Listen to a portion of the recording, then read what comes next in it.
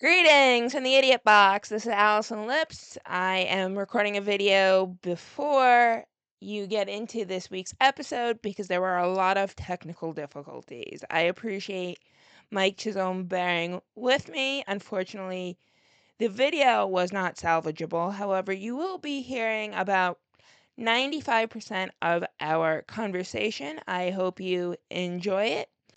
Hey! Greetings from the Idiot Box, where we explore the good, the bad, and the wack. Michael. I love greetings. Greetings is one of my favorite salutations that you can have. I Greetings is know it's just, on I your don't know, there's something message. about greetings. It's literally how you say, like, if I leave you a voicemail, it's Yeah, greeting. I know, and it delights me to hear you say it. I love it. It's I don't know literally what it the is about title that. of the podcast.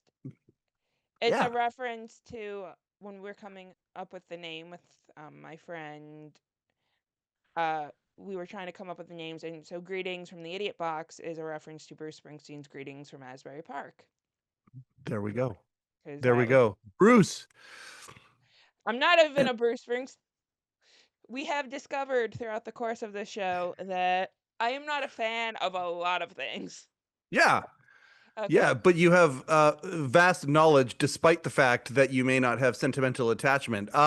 Bruce Springsteen. I mean, yeah, it's funny. My first memory of Bruce Springsteen is "Born in the USA," the video, because I am of the MTV up in here in Canada, the Much Music generation, and "Born in the USA" was like a monster hit, and so I'm this kid who's 9, I believe. I think it was 85 when that album came out, but that song in particular. Um, and it wasn't just Born in the USA. Dancing in the Dark was first. And, your good friend and mine, Courtney Cox, was in the video for that. And I remember loving that video and that song and Bruce Springsteen as a 9-year-old. And then after that, Born in the USA came out, and that spring, summer, whenever it was, it crushed. It was everywhere. And I remember my neighbor, Clayton Campbell, his dad, Bill. I was like, oh, this new upstart, Bruce. I didn't say upstart, I was 9. This new singer, Bruce Springsteen, is amazing. And Bill looked at me like I had 3 eyes. And he's like, you don't understand. Like, no. This album. And he was like a Bruce Springsteen purist. So I don't know if he was Yeah. as big of a fan of that album as Yeah. he was some of the previous stuff. So anyway, I learned about that, and it was like, okay, perhaps he's the one that created music snobbery in my mind. But then, of course, um, Bruce Springsteen, the very last Late Night with David Letterman, Bruce Springsteen was the secret guest, and he came Yes, out he and sang was. "Glory Days" with the band. He's up on the piano as Paul is playing the keyboard part for that song. He's playing his guitar on Paul's piano, and it's an iconic moment. What a way to send late night off, and what a way to start this show, because we could talk about Letterman and Bruce Springsteen. And my theory that everything has a segue that leads to David Letterman is still intact. So here we go. Okay, well, Your we cat have is a. climbing on Stephen Colbert's picture. Your cat is climbing on Stephen Colbert's picture, and we're talking about Colbert today. Look. Oh my God. Oh, my heart is full. It also looks like weirdly like an altar to him, which I swear it is not. So I guess we're not doing the intro today. Thanks, Mike. Hey, let's get off with a bang. It's been so long. I love you. Thank you for putting up with all of the things that I've been going through the last few months, and I'm so happy to be here. I'm so happy to be back here, and I'm very grateful for everything that you do, and you're keeping torches lit that need to stay lit. And I can't believe your cat is going and hanging out with Stephen Colbert on the altar. Yes, the altar to Stephen Colbert that Allison has inside of her private dojo, her podcasting dojo. Yeah, Uh, on top of yeah, the 1940s radio and the 1986-ish VCR. fantastic. There we go. Fantastic. What's the brand of the VCR? Let's give a shout out to a Japanese Selectavision? technology. Oh, Electrovision. Okay, very good. Very good. Yeah. I believe that's RCA. Yeah. I Yeah, think it that's says right. RCA on the There thing, we so go. There we go. And I have an RCA, the 77DX replica here as well. The synergy between us is unbelievable. The electricity is crackling. What's We should she get that looked doing? at. Huh? I don't know what she's doing. I know this is great. She's just happy Mike's back. Well, she This can't is hear awesome. you. Hold Oh well. on. Tina, do Yeah, you she can mind? sense me. She can't hear me, but she can sense me. She knows I'm here. Okay. Tina. Mm. Fine, I'll Okay. jump down. Yeah, but jumping into the shelf. Oh my gosh. Oh, that's fantastic. Yeah, I just don't want her to break any of the mugs that I have up there because they came from my professor Mike Donovan, who I had in undergrad, who has since passed away. Oh. Yeah. And what are the mics? What are the mugs that that came from him? Most of them. No, no, like yes, but which shows are represented in the mugs that were given Oh, to you from him? so I have Lorimar Television, I Yeah. have Gulf and Western, I have Uh, which aren't TV shows. I've no, had they're no. Cheers. I have the Pat Sajak Show, Arsenio. I believe Wayne Brady is also up there. And all from Mike? Yes. That's cool. That's really, really cool. Nickelodeon, a vintage one with the blimp and slime coming out of the blimp. Hmm. We Uh, talk about Pat Sajak in the episode of the Letterman podcast, shameless plug, that drops today, which by the time this episode drops will have dropped a few weeks ago or months ago, depending on how well I do here. so we went But from Robert Nickelodeon to Morton. Pat Sajak. No, we were at Pat Sajak and then you moved to Nickelodeon, but I moved back. I hit reverse for real quick because that you having a Pat Sajak mug is very cool. Like a I Pat have Sajak two. mug, two of them. Oh my God, that's amazing. Yeah, see, um, we talk about him on with Robert Morton, Uber producer and good friend. Robert Morton came back on the Letterman podcast to talk about the Stephen Colbert situation, Hmm. and that dropped today. And we talk about Pat Sajak and one of And the things with him. today, for those of you who are listening to this, not on what Mike is considering today, it is August 1st. Yeah. Weeks back when this episode drops, but that's okay. We'll edit it in post. No, we won't. It's just one of those things. So yeah, it's the beautiful time warp that is podcasting, broadcasting, and all of that stuff. So Anyway, I've Robert railroaded Morton, your Pat show. Sajak. Yeah, no. We talk about Pat Sajak, and one of the things that we talk about was just that sometimes when somebody gets into late night, they're not geared for the work ethic that is necessary to make a late night show work. You can't just come in and think, "Oh yeah, I'm just going to come in and do a chat show. Come in an hour early and prep for the show, do the show, and then leave. It doesn't work that way. No. And I'm not saying that Pat did that, but there are some late night hosts, short-lived late night hosts who tried the gig out and were probably Chevy. well, Chevy's the other one that we referenced during that same Yeah. conversation. So anyway, but has this Pat has a sharp tongue. He's got a real wit to him, and there's a lot of sarcasm there. He's not the white toast or the milk toast image that a lot of people think because of the game show and whatnot. He could have been geared up for that gig, but I mean the sheer volume was so much. So, anyways, we discussed that and many other Right. things, including Stephen Colbert. Um, yeah. So anyway, which is I believe why you summoned me today was to talk about the idea you're wearing your late show shirt. I wasn't, but good. Thank goodness I have enough stuff on my set to, compensate for Well, your enthusiasm. you were summoned to talk about John Mulaney. We Yeah, just that's right. are We are going to talk about using John the Mulaney, but opportunity to talk about Stephen Colbert because it yes, is impossible to ignore considering you host the Letterman podcast. The Late Show is a huge part of that because Letterman created the Late Show and made CBS the late night powerhouse it is yeah. today, and it's not going to be much longer because it has lost both of its late night shows. Colbert has another 8 months, I believe. Hmm. And we talked about this, but I don't know if you did. Did you watch what I had to say last week? I didn't. Maybe that's the thing I have to say. Maybe I did. No, no, no, no. You know what? I saw. Okay, I I was specifically did dressed the same not. way. I'm going to the Yes, Steve yes, Jobs yes, yes, yes, look. yes. Specifically did not knowing we were Okay. going to talk today, and I wanted to be fresh and do the fresh perspective thing as opposed to the rehash, because as you know, I very much enjoy the spontaneity that Yes. podcasting can bring. So yes, and so I'm geared up, and of course I'm geared up to talk about John Mulaney. I absolutely loved Everybody's Live. I loved that show, and Yes. I loved Everybody's in LA when they did the kind of the pilot run. I believe it was a year ago May, and so yeah, I can't wait to talk about that. But I mean, to me, the Let's two things start are with merged. Steven. What's that? Let's start with Steven first Hey, it's your show. because We'll start wherever yeah, you want. because I think I can't speak for you, but I think you and I were both leaning towards John Mulaney, and that type of show is the future of how late night's going to be. And then the ratings came out for that, and they were not Mhm. great.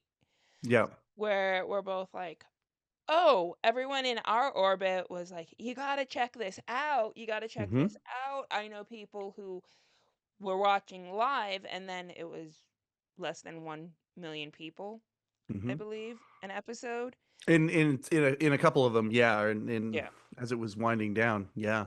Yeah. So, not the future. Well, but it could be. And the It reason I could say be. that is I look at our good friend, or in our minds anyway, our good friend Conan O'Brien. Mhm. How long did they give him? How long did NBC give him with abysmal ratings? 13 weeks because they had no one else.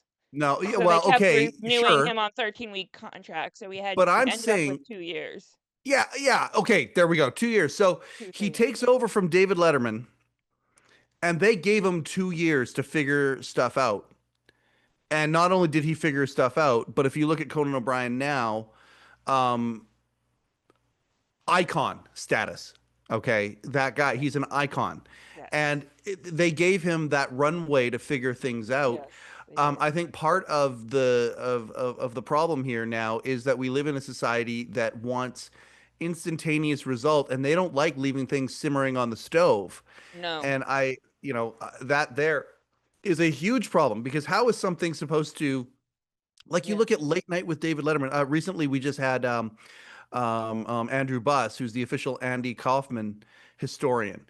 Letterman had a morning show that was canceled. They gave him 12:30, and I think the Hmm. smartest thing they could have done is give David Letterman 12:30 when there was nothing going on at 12:30 because it gave Yes. him time to experiment and to grow things. A few months into that run, they had a picture that's referenced on my set. Jerry Lawler, wrestler Jerry Lawler, and Andy Kaufman came on as guests. There was some fisticuffs ensued, and they were on. I don't know if it was front page, but front page of the entertainment section anyway of the New York Times the next day, and Yes. suddenly this moment, this at that time a viral moment happened on this show. If you don't give these programs the opportunity to create these magical moments, nothing's going to happen. And you cannot manufacture that in 4 or 5 episodes with a gun to your head and a team of writers saying, okay, give us this viral moment. You can't do it. You've got to let Yes. it settle. So, I mean, I saw the articles and the and potential justifications.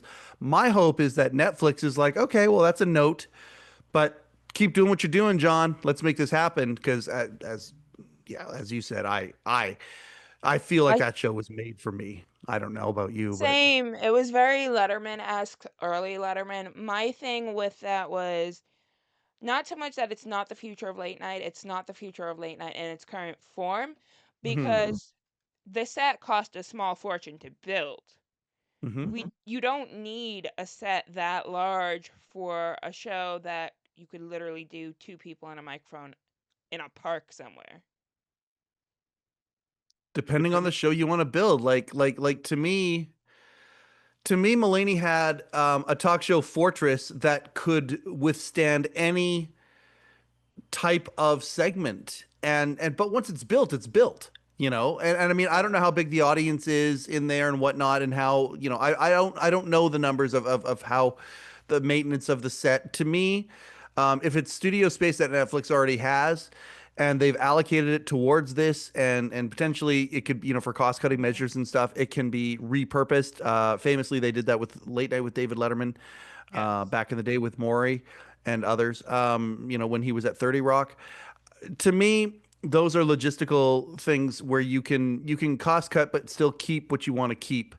You know, if a musical Right. guest is playing and suddenly another musical guest wants to come out and play on the other side, and you have dueling musical guests, didn't happen, but he has a studio that could withstand something like that. Right, he had Um, people perform on both sides. I don't think he needs that cavernous studio is what I'm my yeah. point is, where he could do that same show scaled down a bit. Mhm. Oh, he But probably could. Yeah, and I don't know if that would be, you know, an option that is even given to him at this point. Like, right. one of the things that Morty we're merging now, we can merge Mulaney and Colbert right now because, you know, one of the things Morty said was not only that, when Barbara Gaines and David Letterman, and Mary as well, hey Mary, put their video out about Stephen Colbert or their reaction to it. Mhm. One of the things they talked about was the idea. I coughed right into the microphone. I'm sorry about that. We can edit that and post it, folks. One of the things that they said during that episode was it doesn't appear that Colbert Show was even given the option to cut the budget. No. If they did indeed lose $40 million, which again, every insider that I have talked to that is close to this situation, have said this is Holly, as you put it, Hollywood math. Um, but they should be given the option to cut some budget, and that happened with Letterman all the time. They you know, that was Barbara's, that's the EP, the executive producer, and their team's Yeah. job is to say, okay, we got to cut the budget.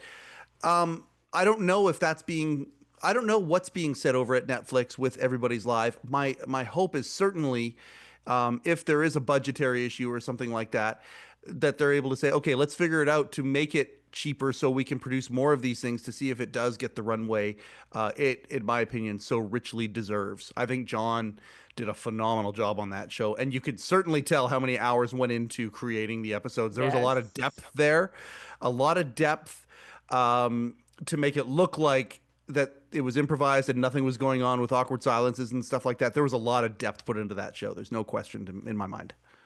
Yes. Going back to the Hollywood accounting and the $40 million, I Hmm. think that, and I've mentioned this before, I don't think that Stephen Colbert's show was actually losing $40 million in Hmm. real money terms. I do think that on paper, CBS finagled it so that the show appears to be losing $40 million, Yeah. which means that you can't cut $40 million of your budget when that $40 million didn't come from your budget to begin with. Thank you. Yes. Yes. Robert Morton said something very, very similar to what you just said, and he referenced people that he had talked to. You know what? I'm just going to say that because I think he kind of stopped when we had the record light off. He got very specific about people and things and whatnot. Um, and I think that's bang on. I think that's exactly right. Also, I believe that the wording was that CBS lost 40 million in late night. And I think that is a very important distinction as well, because that gives them the opportunity to include after midnight, which Was never a again, hit. the departure started, you know, they had late show and they had late show.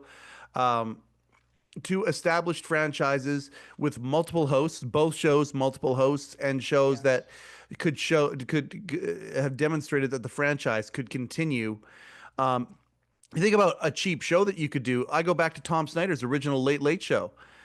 Yes. That, Or you the know, a Tomorrow long Show. form, yeah, the Tomorrow Show, and then you know, essentially resurrected to become, you know, the Late Late Show. Two couches, a chair, some microphones, a studio, and a few Yep, cameras. It's about as cheap yep. as you can get and The still be audience on is the network crew TV. in that show. You know, if Tom pops the audience, it's a bunch of union guys that are laughing. You know, and Yeah.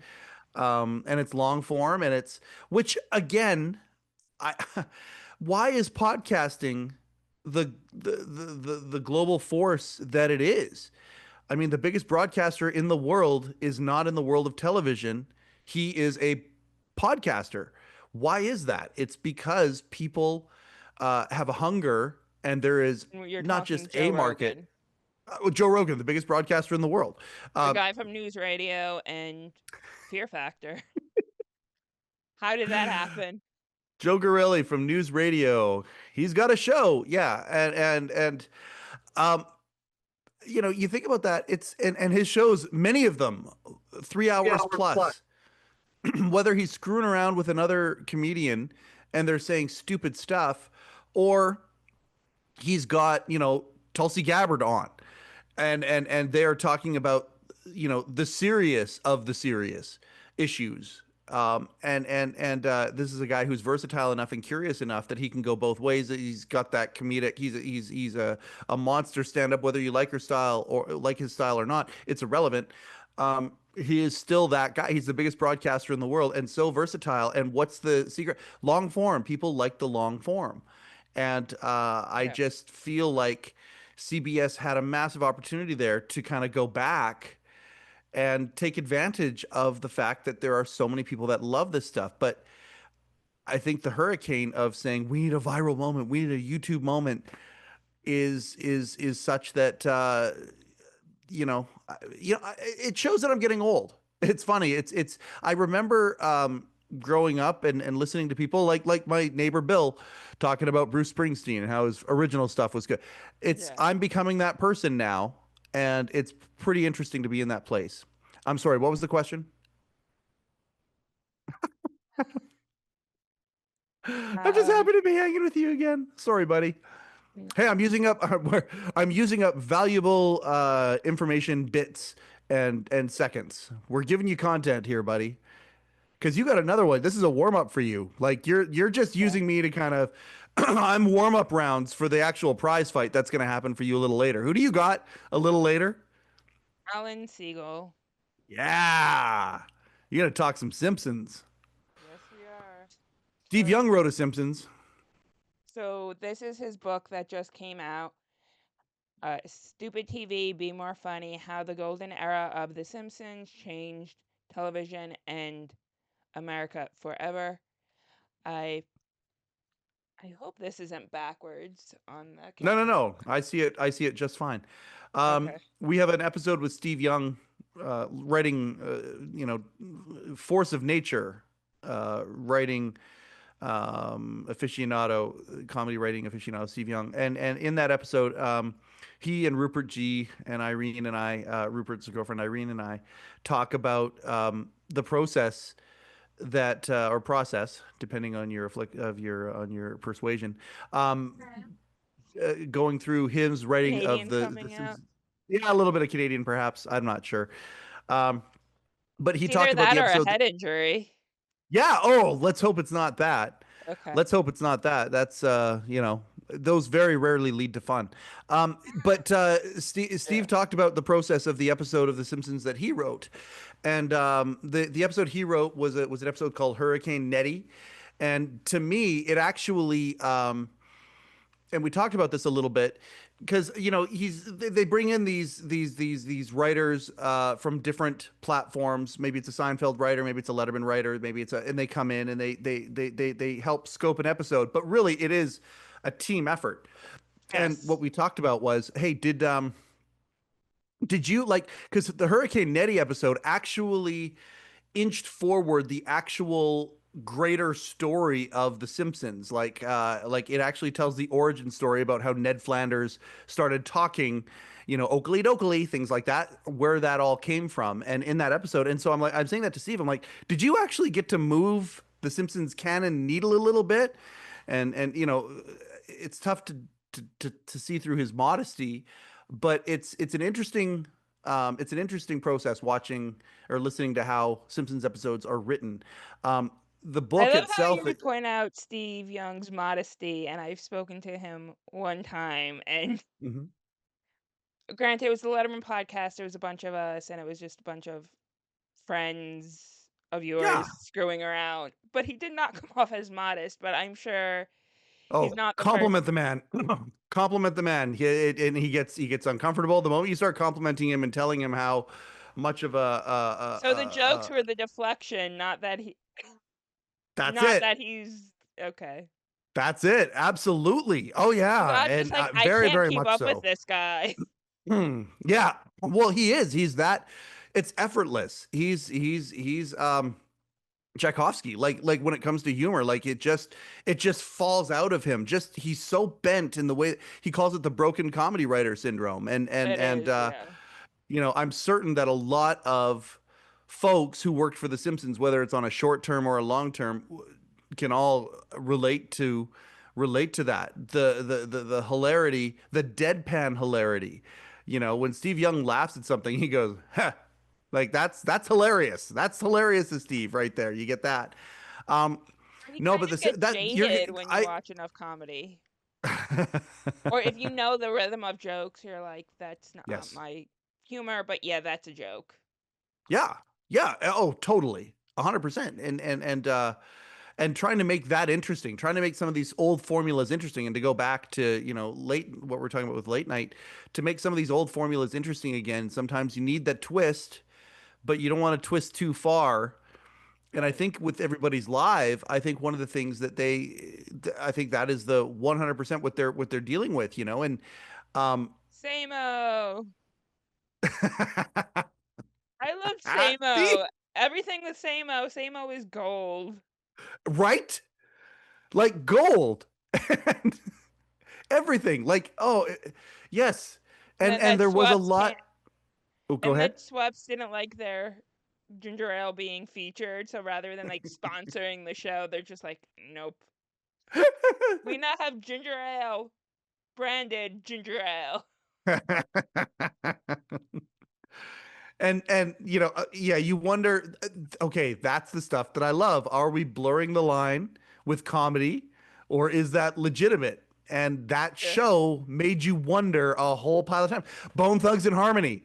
You thought that that was a real thing that happened Yeah. at the beginning when they're talking about the Bone Thugs and Harmony thing. And turns out there's Bone Thugs and Harmony in the last episode. Spoiler, worth watching. Go watch it.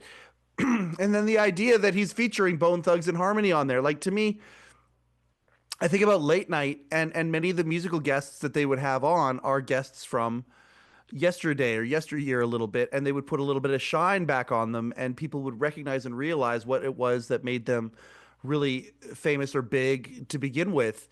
Hmm. Um, I love that charm, and that you have John Mulaney, who arguably he's in the top whatever of comedians of the day, current, very very current, um, Yes. can go ahead and juggle all of these different themes in that show.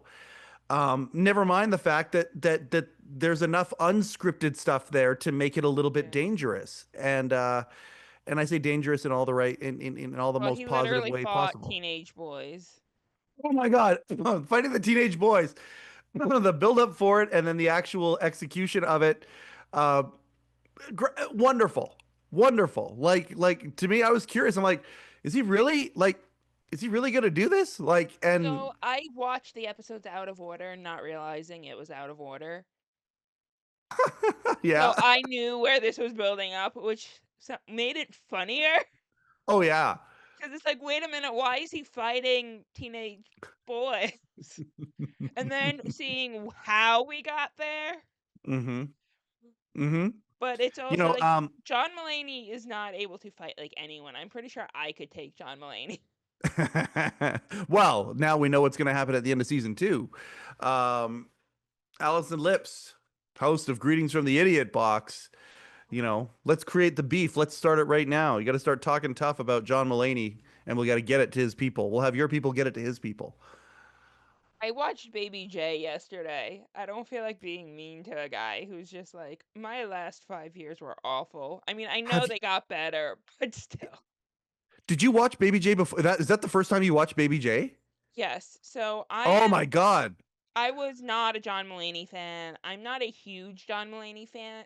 I Hmm. definitely respect his work, My Hmm. problem with John Mulaney, and I'm probably one of the few people where it's like, I like him after he left his wife and went with Olivia Munn and, like, torpedoed his old persona.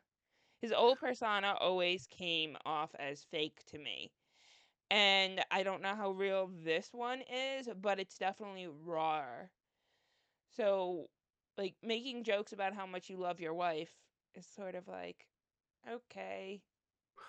Well, Like, okay. you know, I see. I'm one of these. Again, this is where the generation gap really starts to.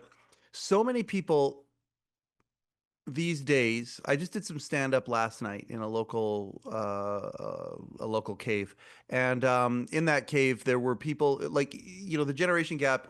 When I go and watch stand up is so evident. Yeah.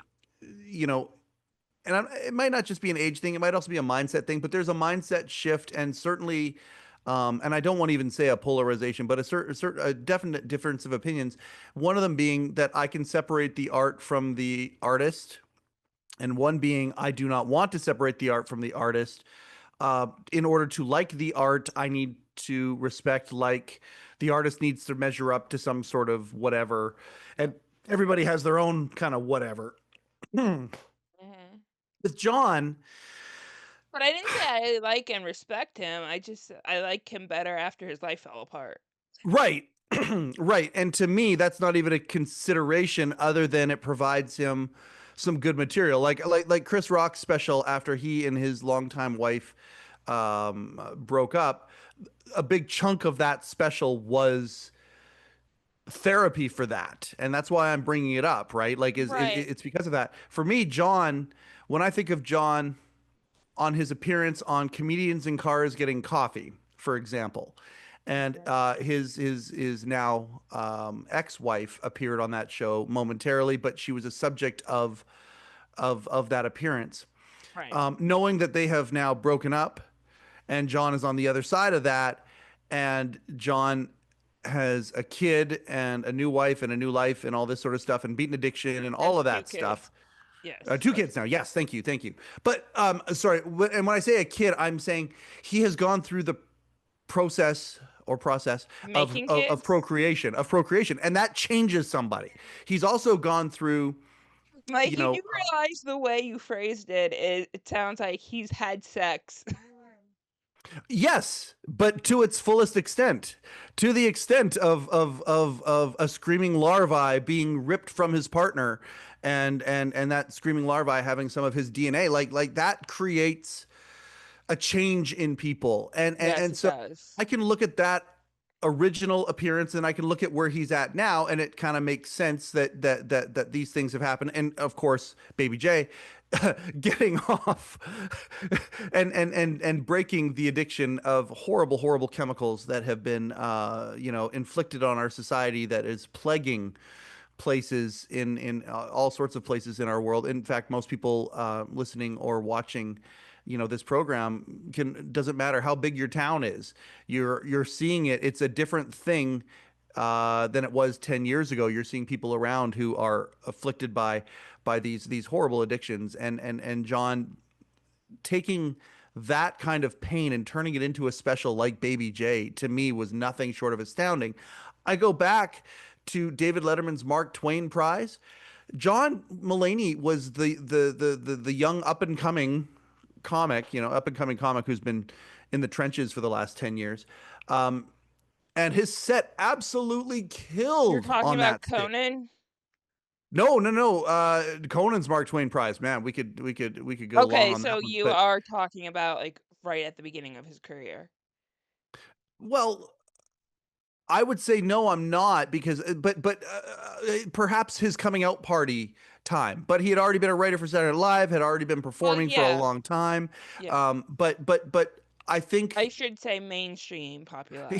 the superstar level, absolutely, absolutely. And then shortly after that, I believe Kid Gorgeous came out, and Kid Gorgeous was a phenomenal special unto itself. The stuff that he would talk about with his dad. See, this is where I see the trajectory of John Mulaney. He goes and does the Letterman Mark Twain Prize and kills. Tells a Mhm. story in that about his dad. Okay. Then goes and does, I believe it was Kid Gorgeous. It was Kid Gorgeous. There might have been one other one, but Kid Gorgeous was fantastic, and he had uh I probably 10 minutes on his dad and the benefits of dressing well. I remember that being the punchline of one of of one of the bits that he did. Really cool, talking about his dad, the lawyer, the serious man. Mhm. Um, you know, talking about being in the back seat of the car. And the three kids or whatever in the back seat of the car. Hey, Dad, take us to McDonald's, McDonald's, McDonald's. Dad's like, okay, we'll go to McDonald's. They go to McDonald's. He orders a black coffee and continues en route to wherever he was with three kids in the back of the car. That was one of the bits that he did. Then, goes through some trouble, goes through the things, appears on My Next Guest with David Letterman talking about the trouble, and has his Yes. dad on in one of the segments in a restaurant with Dave. Yes. So to me, I look at this and go, okay, here's a trajectory of a boy growing up. And there's to me a through line or a narrative where it talks about a complicated but beautiful relationship with his dad. They win an Emmy for that episode, and David Letterman sends his Emmy to John Mulaney's dad. Okay, Yes. so and now John Mulaney has a late night talk show on Netflix, an experimental late night talk show on Netflix. And David Letterman appears both times. He appeared in the pilot version of it and he appeared on the other one. Holy crap. So everything can be spun in certain ways. Yes. But from my perspective, there's one of the ways that it can be spun. And what was the question again? I don't remember. But anyway, yeah. It was something about John Mulaney and how after his life fell apart, somewhat like Yeah. him more. You And like it more.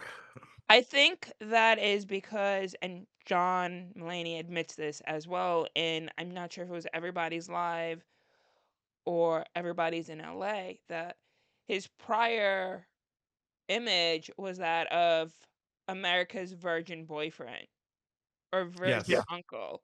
Yes. And there was this idea that he was held up to some impossible standard Yeah. on a pedestal. And it's like, even in his old shows, he is talking about drug addiction. Like, there is a Sure. darkness there, but that was not the main part of his persona. He was a Yes. guy who loved his wife and loved his dog, and that seems to be who he wanted to be, but not completely who he actually was. And like you Mm. said, separating the artist from the persona, but when the artist is pretending everything is real, that's where it blurs the line. It's not like she's music, but like Chapel Roan is like my art, my music is my job. I go home Mhm. and then I'm Kaylee, and my fans do not know Kaylee. Yeah. And that's a And tough thing when you're a stand-up because it is, stand-ups but they yeah, blur the line all the time, which is why you know. Andrew Dice Clay is so problematic for a lot of The people Dice Man because is a the character. Well, yeah, is he who is saying he's problematic? The people who filled Madison Square Garden back in the day for the first time, are they saying he's problematic? No, it's other people who are saying it. And now we've yes, got two things happening, but anybody who knew, you know, mhm, Andrew Clay is how that was how he, when he was on sitcoms and stuff, how he billed himself. Anybody who knew him knew that the Dice Man was just a character, one of many characters that he had that happened to be the one that blew up. And I mean, yes, if you've got the Brinks truck and the back door is open and they're saying, "Hey, come on, let's go," and you're a comic that's been slugging it out forever, yeah, and are you gonna just say, "Yeah, you know what? All right, let's just make it the Dice Man and let's yeah, jump in that Brinks truck and go." uh, and there's also a legion of people telling you again. I don't believe a comedian had sold out Madison Square Garden before. When that happened, I think that's a great example of can we separate the art from the person, especially right, something like where stand up is so like I went and did 7 minutes last night or whatever it was, and I mean half of it was horseshit, right? But at the same time, I also hmm, talked about some real things that happened in my life. So there are people who were in that cave and they were like, okay, so what's real with this guy and what's not real with this guy? they don't know. Now imagine that on a grand stage where you've got millions of people who are asking that question about it's not just a cave anymore. It is Carnegie Yeah. Hall or yeah, and so that's a tough thing to negotiate. Plus, you talk about at the time, you're growing, you're being stretched when you grow. You're in these awkward Yes. phases. For men, our prefrontal cortex isn't done developing till we're 27, 28 years old. At that time, yes, I'm happy in my marriage. And then there are these other struggles. And then, oh, hey, let's do a rail of ketamine or something. I don't know. Do ketamines and come in rail? I don't know. But let's, Cocaine off and of one of those koala hair, I believe, in the sure. bathroom. Yeah, I Yeah. I Yeah. don't have kids. I don't know. They're just there and I'm like, "Okay." The change stations are not meant for changing babies. They're meant for snorting cocaine. Yeah, so funny. And the way that he was able to take that. And I love how he finished it. Talking about the Rolex story. And remember, this is the story that I'm willing to tell you. To Yes. me, that spoke volumes as he said that. Um, but again, is Yes. that the joke or is that the truth? We don't know. But who is to say that he wasn't happy originally, but he didn't really know what happy was until that screaming larvae was ripped, from his partner, and he Right. realized, what life is. He probably both things are probably true at the same time, but That is now true. we've got comparison, right? Yeah. So it's complicated. Yes, it is. Zuckerberg was right. Zuckerberg and his team of druids that created Facebook. It's right. It's complicated. There's so much stuff that's complicated out there about this stuff, but many times we're in this society we don't give grace for it's complicated, and we certainly don't give time for shows like as creative as Everybody's Live is to ruminate. Hopefully we do. Hopefully Netflix um, is able to buck that trend, and they're able to figure out a way to continually give him the space to let this thing breathe and grow. I really, really hope that because they haven't said anything about canceling the show yet or anything like that, right? The numbers came out, but they haven't really commented on anything. Isn't that is No, that no one am I up on has. that? I Yeah. think, well, it's still, we don't know if John Mulaney wants to do it again because he hasn't said one way or another. Is he was open to it. I don't know if he's still open to it, Boy, I hope he is. but I sure hope being he is. He's open good at to it. it, and yeah. So it's all up in the air from all sides. It's because he has his acting career, he has his stand-up Hmm. career. He doesn't need the show. Mm-mm. Um, he just does things like Everybody's Live Hmm. and the Sack Lunch Bunch because those are passion projects for him. I did try to watch the Sack Lunch Bunch. I Yeah. couldn't get into it. I think I got Yeah. like 3 or 5 minutes into it, and I'm just like, no, these kids, no. Yeah, yeah, it's a good point. Because clearly he's it feels like he's checking things off some sort of I don't know if it's a bucket list or a list of things to do. But again, you think if we go back to Sajak for a second, now that he has really kind of been hit in the face with the frying pan of how hard it is to do these shows, and how you got to be a special kind of person to be able to do these shows, and especially when you're trying to push the envelope and change the medium and stretch things and be different. Now Right, that he whereas has, yeah, Wheel of Fortune is not. right, He stepped into the role of game show host. We know yeah, those record 5 shows a day, 5 days a week for like a month at a time. Then you go home, go on vacation for a few months, and then come back. get the big money. Thanks, Merv. Appreciate that, and really Yeah. enjoy the gig. And you have this persona that doesn't ripple. Even the kids of the Gen Z kids of today look at Pat Sajak and say, "Oh yeah, he's sweet. He's a sweet. He doesn't trip their radar." The people who do these things that trip people's radar, they're the courageous ones. They're the ones that are pushing. To me, that's real art because it starts conversation because it creates um, in some cases creates controversy. It doesn't have to go that far, but yeah, like and neither is wrong, by the way. There's no criticism whatsoever in that comment.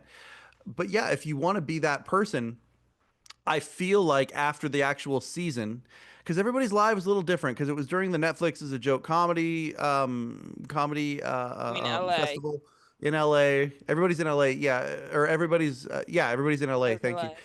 LA. Was it was a good pilot for things, but they clearly didn't put the depth into that they did into everybody's live.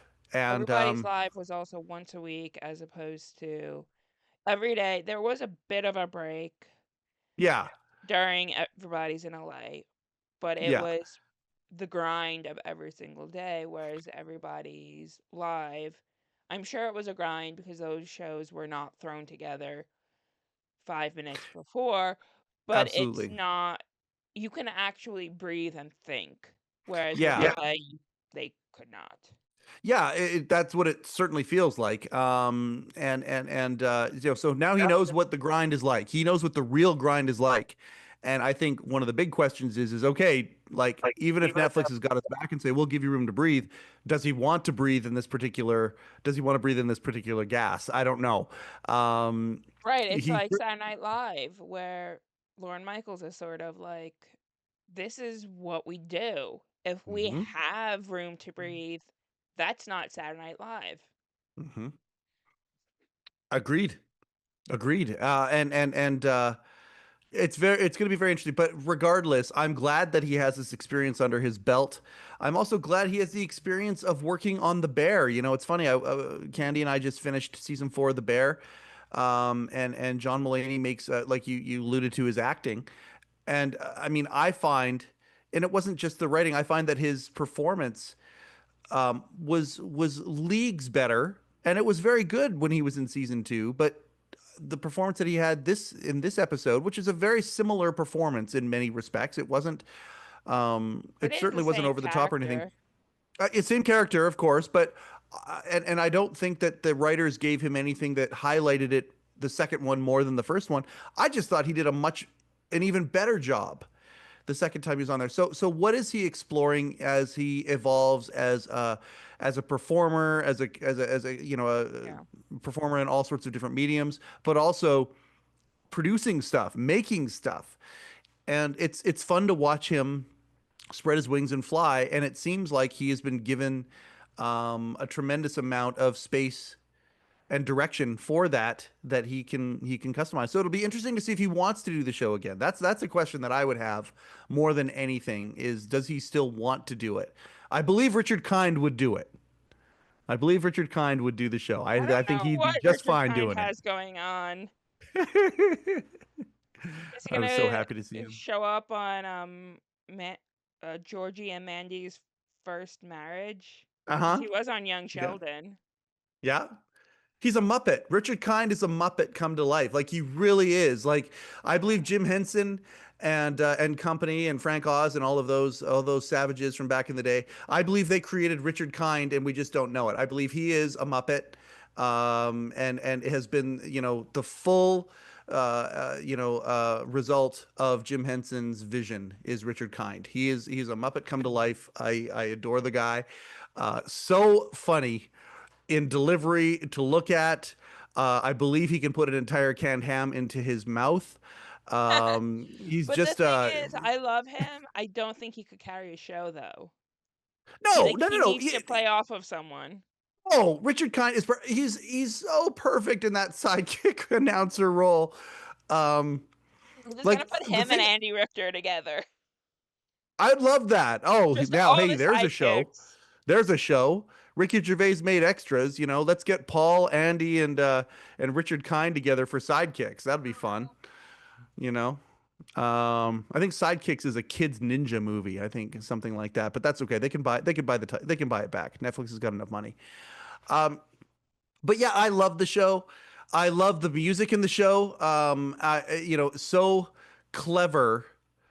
The music in the show, and I mean, I'm older than John. I'm 49 at the time of this recording, but he's sitting there in the pocket of the bands that I loved back in the day.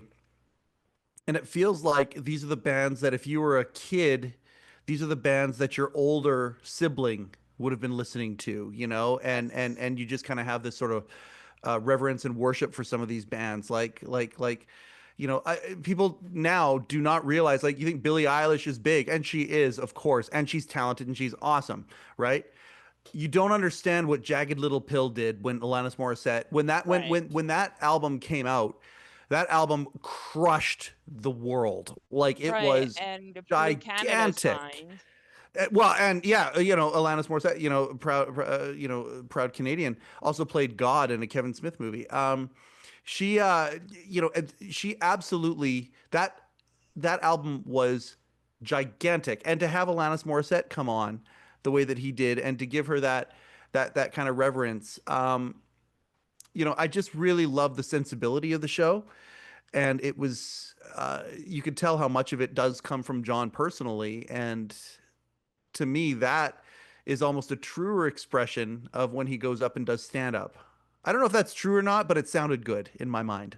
But anyway, yeah, I really appreciate the art that he created with Everybody's Live, and I certainly hope it comes back because it was fantastic. I never watched it live, by the way. Did you? You didn't watch it live either. You watched it all back, right? Yeah, I watched it like 6 months after the last episode came out. Okay, so months after the fact. See, for me, it was like Yeah. most of them were hours. The Letterman Yeah. one was minutes, and I just wish I would have had my stuff together enough. I think my granddaughter was at mixed martial arts at that time. I think she did an extra class or something like that. But I came home and I was about 20 minutes behind. But I wanted to call in so bad. I watched so many of the episodes, and it's like the call in feature is so funny to me. I feel like she Um, knows who you are, so had you called in and been like, "Hold on," she would have been like, "Okay, whatever, Dad, Grandpa, Pop As Pop, I much as think I you love are." this stuff, she calls me Pa.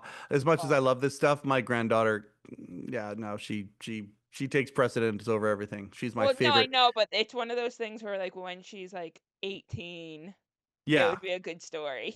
Oh, for sure. Yes, yes, it would. It's funny because I'm starting to introduce. She's 7. I'm starting to introduce her to Letterman stuff a little bit, right? Like, Okay. it's just so much fun warping the kid. Like, you put David Letterman in his heyday and his antics into a 7-year-old now. I mean, my God, when she's 22 or 23 years old and trying to adjust to college life or just after college life and talking to people about things and trying to compare things, the stuff that I'm putting into her head is going to be so irrelevant. And I'm just wasting precious RAM inside this beautiful little vessel's mind. What But is your boy, is it fun. explanation for me? What do you mean? Like, how do you think like, I got started very early. Yeah. So it's not like it was a waste of space for me, so give your granddaughter some credit. No, absolutely. But by that point, late night television, what's that? We're all, jacked into the Matrix now. I know I'm just Conan is saying now it's, the podcast guy. yeah, Conan. Well, now Conan's the podcast guy. At that time, Conan's gonna, have whatever the equivalent to the George Foreman grill is at that point. He's gonna be, hawking. I don't even know what he'll hawk. And he'll be he'll be the Tim Conway. Growing up, So what yeah, he'll I'm be that guy to her. what I was going my point is that showing her Letterman isn't like destroying her like mind or like capacity No, for other things. It's the beginning of a lot of mainstream comedy today. So totally true. it's actually getting at the history of comedy because even if you Yep. watch online comedy, a lot of it is still Letterman because now you're getting the people who are influenced by people who were influenced by Letterman. Yeah. Yes.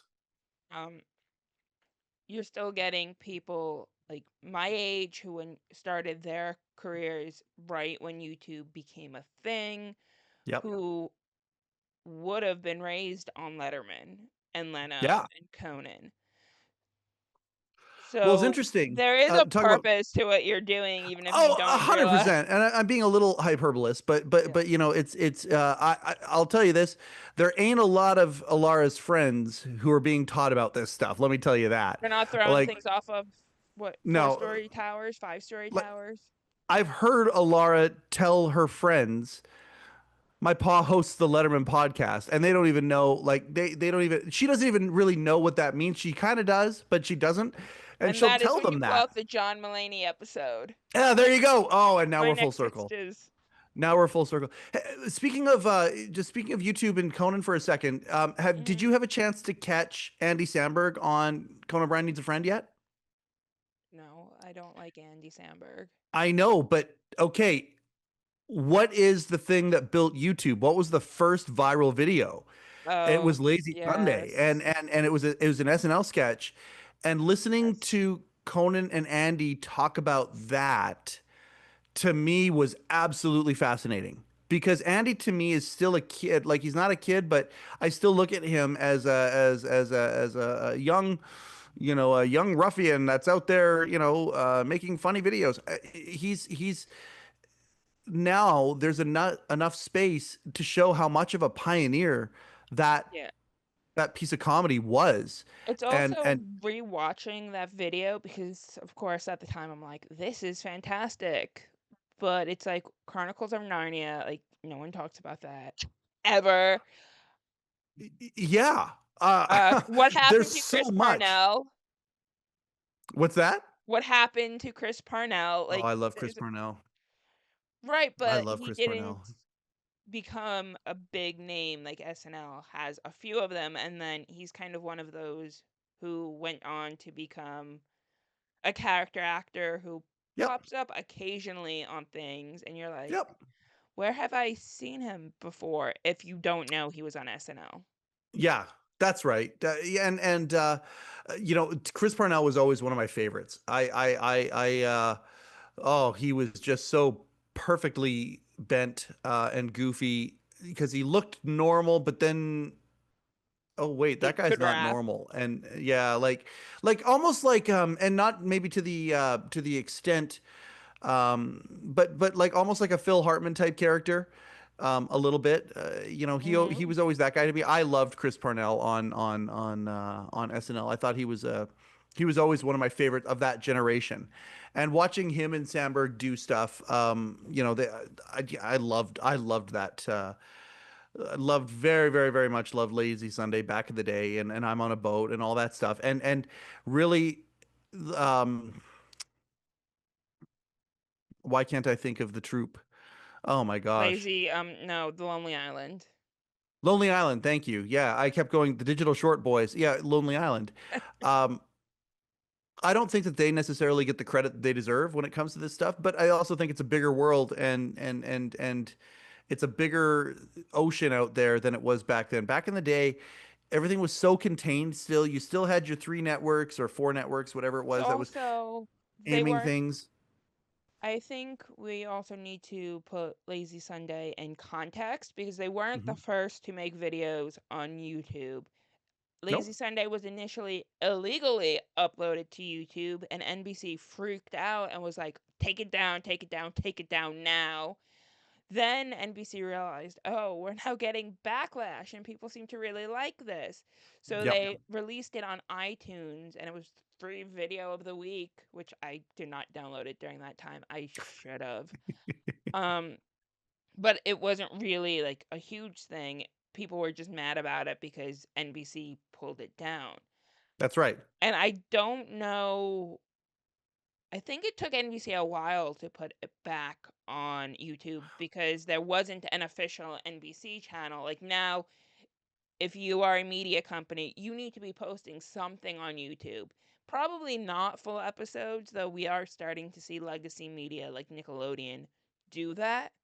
Hmm. But at least clips, trailers.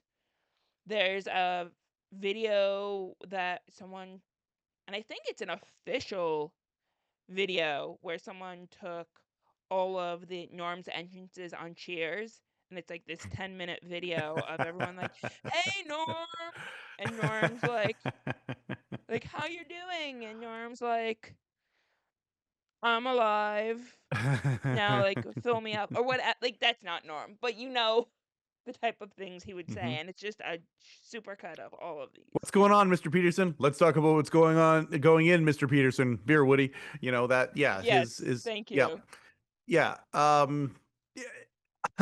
That's what they talk about. Like to me, whether you like Andy, you don't like Andy, that's a fascinating. Them having them talk about that was fascinating They because were there just the was no most roadmap. famous. They were, YouTube was changing everything, and we didn't really know it, but they kind of knew it. It's just kind of like the music industry when Napster showed up. How the music industry said, "No, no, no, no, we can weather this storm. It's going to be business as usual," and it was never business as usual. And that's where we are when it comes to television right now. Um, folks like you and I and others, legions of others who were brought up on it are now going, wait, what? Like talking about Colbert going away. I mean, that's a and big deal to a lot here, of people. so there are 15 years between us, and here's the Mhm. difference between that, because that is a pretty big gap in terms of what we're talking about. I Yep. was in high school when YouTube became a thing. So Yeah. I was in high school when I was watching Don Giller's videos on YouTube and learning about late night history Yep. more so, or maybe I was like 8th grade. I was Hmm. young enough where it was still like the tail end of my formative years. Yes. So it wasn't like, oh my God, what is this? It was sort of like, oh, this new thing. Because I think I've talked about this before. My dad was a computer programmer. I was on the computer by the time I could sit up. So I Hmm. was using a computer by the time I was 3. Hmm. I had an email by the time I was 7, Yeah. my old Yeah. at Yahoo. And AOL had the portal where it's like, okay, I'd go play games on Nickelodeon.com or Disney. Um, so it's not as shocking for me as it is for you. Yeah. Netflix came out in 1999, and Netflix chose the name because they knew one day we will be streaming through the Yep. internet. So Yep. people were getting DVDs, even though that is clearly not what this company's name is about. Yep. Yeah. And they eventually grew into what the original idea was once bandwidth and fiber optics became widespread enough to support it. Yes. And Netflix now, I mean, they and hopefully, like I mean, when they have people at the stature of David Letterman as their signature stars, um, Mhm. and there are other examples of where clearly they are, taking seriously the mantle that they have taken.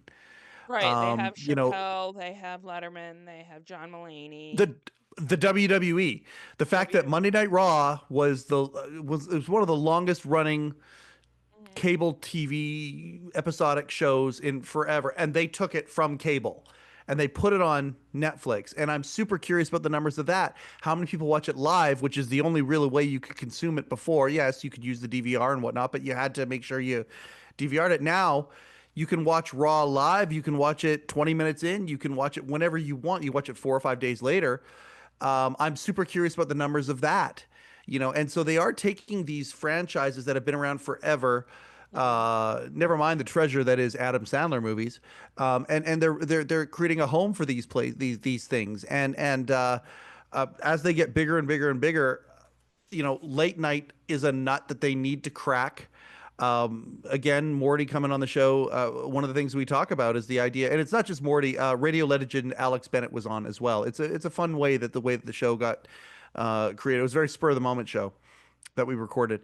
But when Morty was, we talk about this. We talk about how Netflix, they got more money than God. They should buy the Ed Sullivan Theater. They should totally buy the Ed Sullivan Theater from CBS.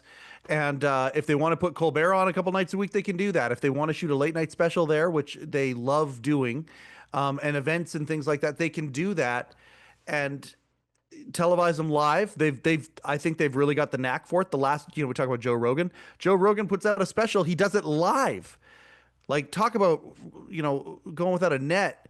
A lot of stand-up comics, they hone an hour over a year, and then they take 3 nights and they shoot over 3 nights in the same venue, wearing the same clothes, and then they put it together as a special.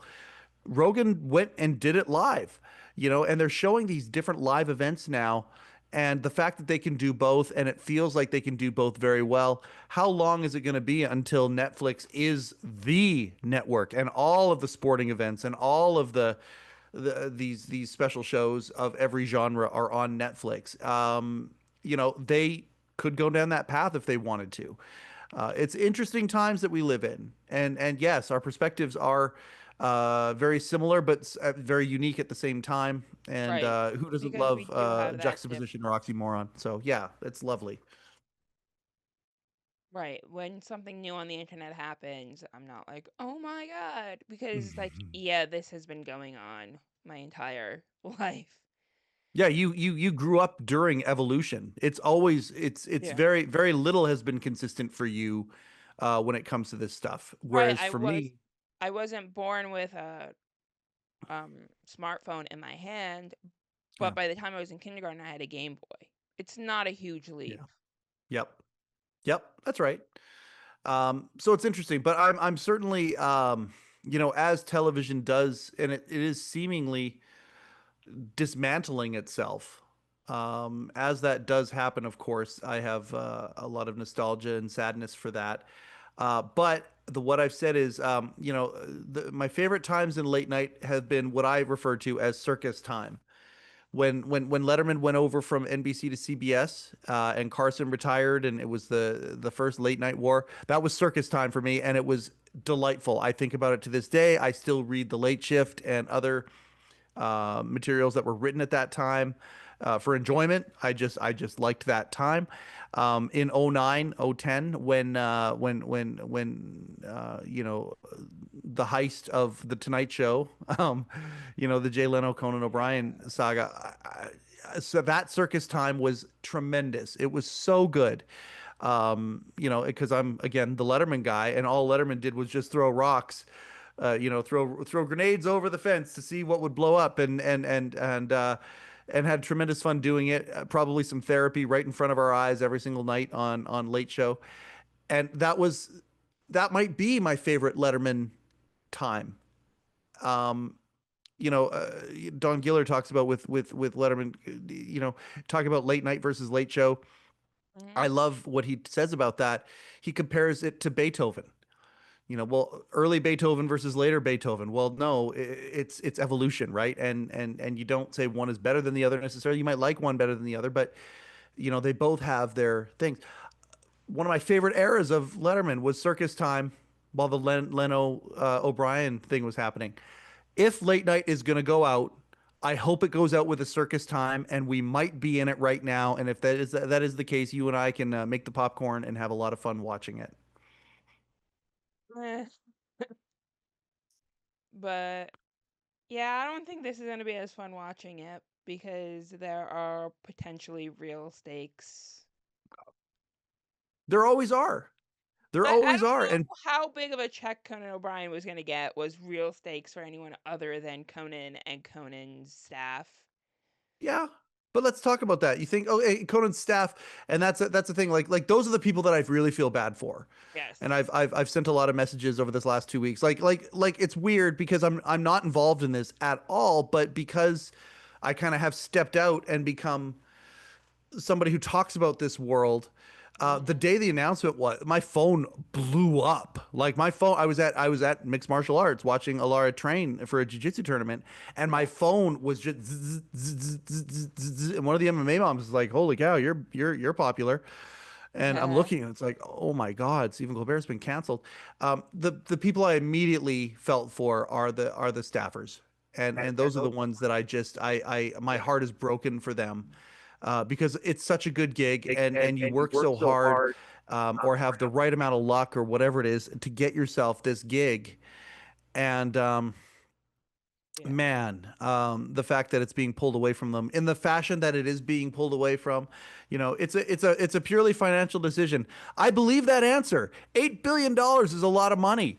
Like it's purely a financial decision, but like, man, is it ever a kick in a soft spot? It really really is. And so, but Colbert himself, um, I don't know. I'm curious what you would think about this, because you go so deep when it comes to Conan.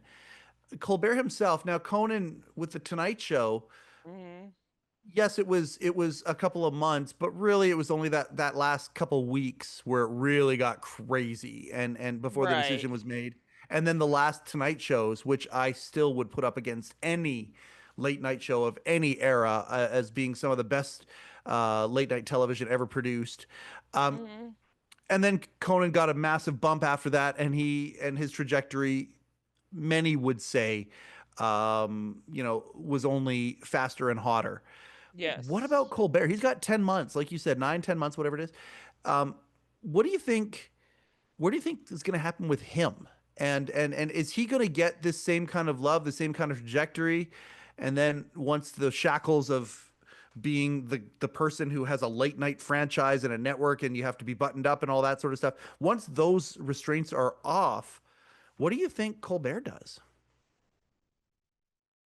I mean, the most obvious one is he's probably going to end up with a podcast or a YouTube channel or something like that because that's Hmm. what everyone does these days. I don't see him returning to acting or like sketch comedy because he was on Dana Hmm. Carvey Hmm. because he's been himself for too long. And I think he would rather say what's on his mind than go play someone else. Mm. He's at the point in his life where I think he's like being Stephen Colbert is pretty good. He gets to talk about The Lord of the Rings whenever he wants to. He openly talks about his Catholic faith, Yep. which like okay, cool because Hmm. he's not going on and on about how religion should be used against other people. It's just like, yeah, whatever. I Hmm. don't so it's like Steven needs to do something that's uniquely Steven at this point. And I don't think there's going back to the Colbert Report or any of that stuff. It's just finding a way to make the Late Show persona, which feels more real. Obviously, the Colbert Report Hmm. one was clearly not real, Yeah, that was a which character we he that played was for part of the 9 years or joke. whatever it That was was. part Yeah, of yeah, the joke. yeah, yeah. Whereas here, he is a very political person. He does stand up for the things he believes in. I think he's going to continue to do that. I think the weird martyr situation right now, because Conan had it also. Hmm. Stephen Colbert, bit different, depending on how you feel about the current situation. Hmm. But he's embracing it, but he's also like, this is pretty weird because from his perspective, and I'm couching everything, but he Yeah. feels that freedom of speech is under attack. The optics look like freedom of the press is under attack. Um, so like, where do we go from here? I've read some stuff online where fans are like, Stephen Colbert and Jon Stewart should team back up and do something because Jon Stewart is going to get fired next. There's no doubt in my mind. It's just, is it going to be him or Kimmel? Because Well, I don't we think go to Kimmel's our going to step away at this point, even though Kimmel was talking about retirement. Kimmel would rather stay and be the thorn in Donald Trump's side. I mean, yeah, and we're talking about Disney here, and at the end of the day, you look at what Kimmel. Okay, so Kimmel might be that guy that is the thorn in Donald Trump's side, but that's not all he's known for. In the Disney world, you think about all of the different Oscars franchises hosted. they have, and he is the promotion machine for it. Like the one thing Hmm. everyone's like, oh, he's the closest one to Dave. Yeah, in some respects, he's the closest one to Dave that's out there right now. But here's the thing that one of the things that changes them. Like, yes, they both came up in broadcasting and radio, and they have a broadcaster sensibility. Um, but the thing that like I believe that I would bond with Jimmy Kimmel in many, many, many ways. I believe he and I would be friends because we're into a lot of the same stuff. We're both into comics. We're both into wrestling. We're both into all of these things that some of these things that are out there that in pop culture that we embrace, Star Wars and things like that. He Okay. gets to be the promotion machine. Oh, go ahead. Here's the thing, because we were talking about John Mulaney. Yeah, Jimmy Kimmel and John Mulaney are two people where, like, after their career changed, I like them better because I remember interesting. Jimmy Kimmel from The Man Show, where I'm like, Yeah. even as like a 10-year-old or 12-year-old, Yep. I'm like, this is the dumbest thing I have ever seen. Yeah, yeah, Like, yeah. and Crank Yankers, just no. I did love Win Ben Stein's Money, but I did Thank not you. I'm glad remember. you brought that up because he was I incredible on that show. I did not remember him on that show until I'm like, oh, okay. He was not on Oh, every episode, so I don't know if I watched any episode with him on it or if he had already left the show. okay, gotcha. My But friends and I, we all noticed Jimmy Kimmel on Win Ben Stein's Money as because he's that's where the rapier wit showed up. Because you could tell that there were lines that were like when you watch After Midnight now, like it looks so canned and a lot of these, yeah, are Hollywood Squares type answers, right? yes, Whereas that wasn't what Win Ben Stein's Money was. The comebacks that he would have on that show, time and time again. Um, but now he is a the one of the lead principals in the Disney promotion machine. yes, A new Avengers movie is coming out. Robert Downey Jr. is going to be sitting on Jimmy's couch, and not just him, but five other members of the Avengers cast will be there that week or within the next couple of weeks. And right. and And and he Kimmel, loves that stuff, or at least appears to love that stuff. And that's the stuff that Dave would bristle against. Survivor, the yes. number one show on CBS. I've got a cue card here.